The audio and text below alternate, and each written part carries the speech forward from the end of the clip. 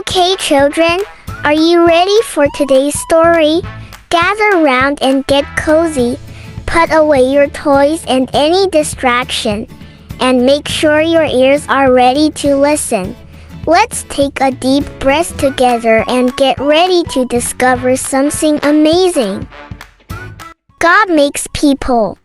Genesis 1 and 2.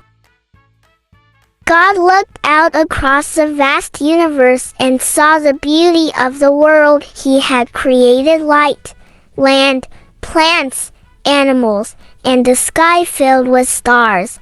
But even in the splendor of all His work, God knew that something was still missing.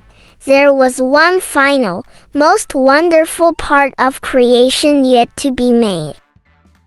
"I will create human beings," God said with joy. "They will have the ability to think, to understand, and to love me. I will give them the responsibility of caring for the world I have made, to tend it, and keep it in order." And so, God created the first man, whom He named Adam. Though the earth was full of life, with animals and birds and trees, Adam felt lonely. He longed for companionship, someone to share in the beauty and tasks of creation. So, God decided to make a woman, Eve, to be His partner and wife. Together, they would work, talk, laugh, and love. God blessed Adam and Eve and gave them an important task. He told them to enjoy everything in the world He had made and to fill the earth with children, so that they could all share in caring for it. But He also gave them one important command: to obey Him. God loved them deeply and knew what was best for them. If they followed His guidance, they would live in peace and joy. To give them a special place to live, God planted a beautiful garden for Adam and Eve. It was filled with trees heavy with ripe, delicious fruit, all for them to enjoy.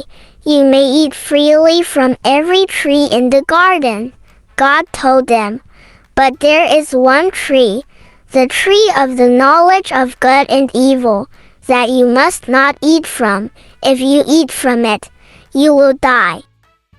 God also brought the animals and birds to Adam, so that He could give each one a name.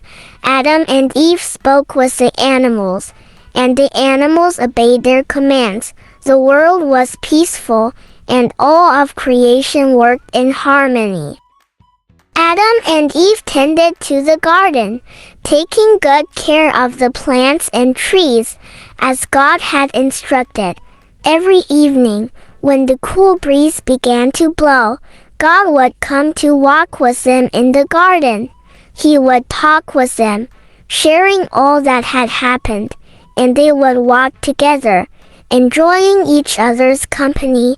And as the sun set, bringing darkness to end the day, Adam and Eve would rest, content in the love and care of their Creator. It was a perfect world, one of peace, joy, and closeness with God. Thanks for listening, and don't forget to share your lessons with your friends. I will see you next time for another fantastic story.